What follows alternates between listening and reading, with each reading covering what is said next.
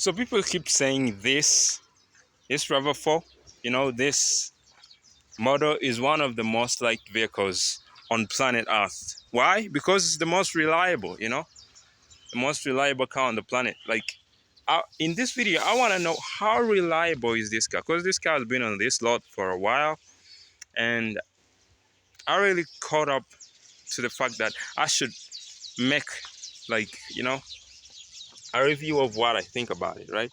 So yeah, this car has some good angles, and I'm gonna review it. Let's go.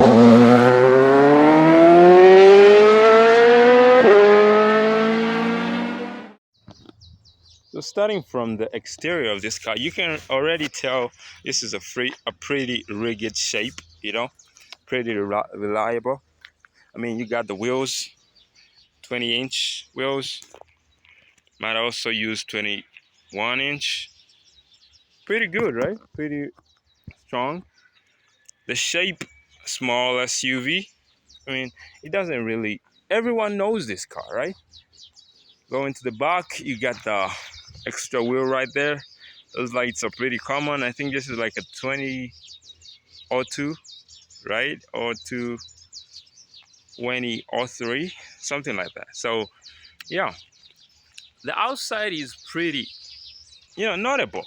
Everyone knows this. And I'm not pretty sure anyone Gen Z is trying to buy this, but if you're like a person who goes to the mountains a lot, you might want to use this, add a rock up there and you're already rolling, This car is good if you're in the mountains, right? This is why you find most Africans got this. And it's a pretty reliable car if you like want to have something durable, These cars last a long time. I mean, it's Toyota, we already know that. And now let's get to the inside. Like, checking out the interior, we've got the door, pretty notable. And now you got the steering. This is a manual transmission, and you can already tell this is a pretty little car. If you're looking for legroom and you're in the back seat, it's gonna be a big problem, because look at this. Look at this space for your legs. I mean, I'm gonna try and see if I can fit in there.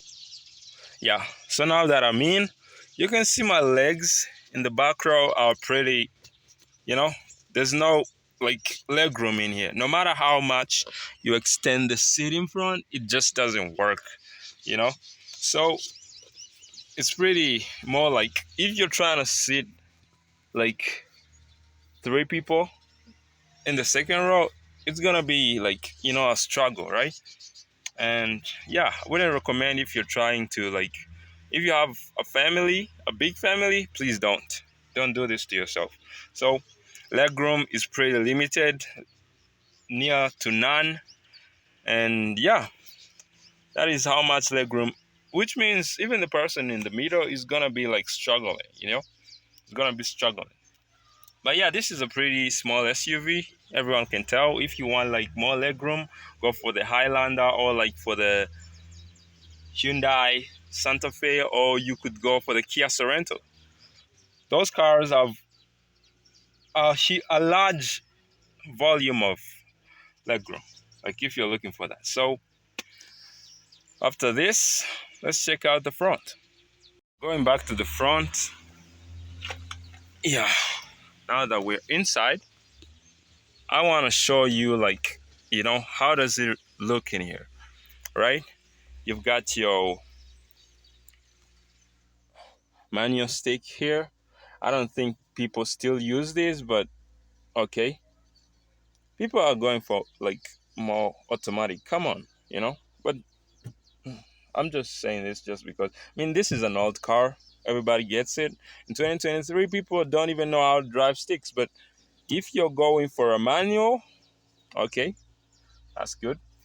And now you've got this steering wheel, no Alcantara or anything. It's just straight up plastic. Up on the dashboard, straight up plastic. And you've got these analog, you know, analog radio and all stuff. You got your buttons here, increasing temperature, decreasing it. You know, the lights work, the radio works. I don't have to turn it on, and this requires a key fob right there. Requires a key fob. This is not a press and drive kind of thing. So it has a pretty, small interior. I like it. It's kind of small. If you're like, this is like for someone who like, you know, has, I don't even know what to say at this point, man. I mean, I like big cars, right? I like big cars. But if this happens to be, I just feel so compact, right?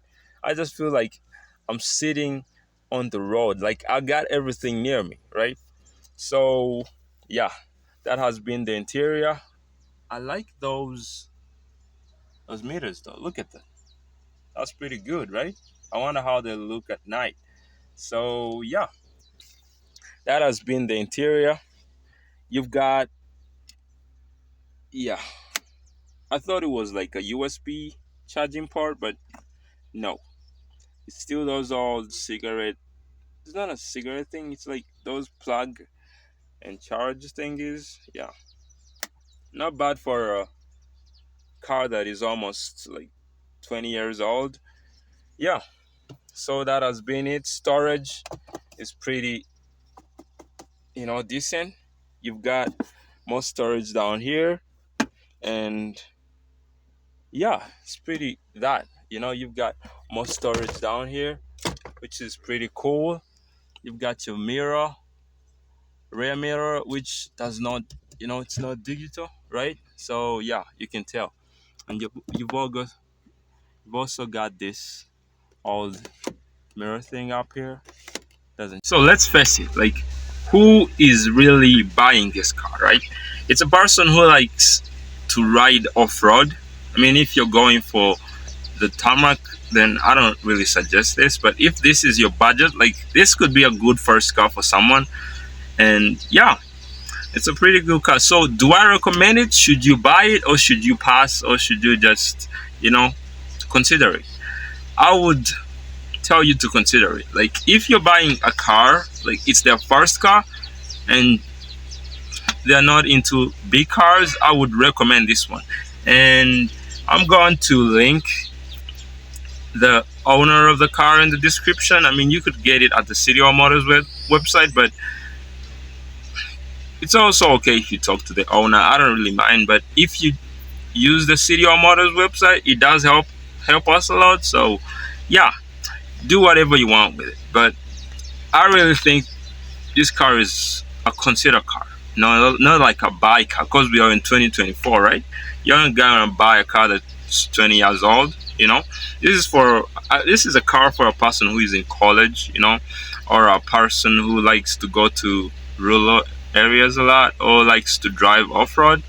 So yeah, if you're in one of those categories, you might as well consider this car, right? So if you have anything to say, you could just go in the comments, tell me, and yeah, we can talk all about it. I mean, I'll try to respond to all of your questions in the comments, and yeah, I'll see you in the next one. Peace.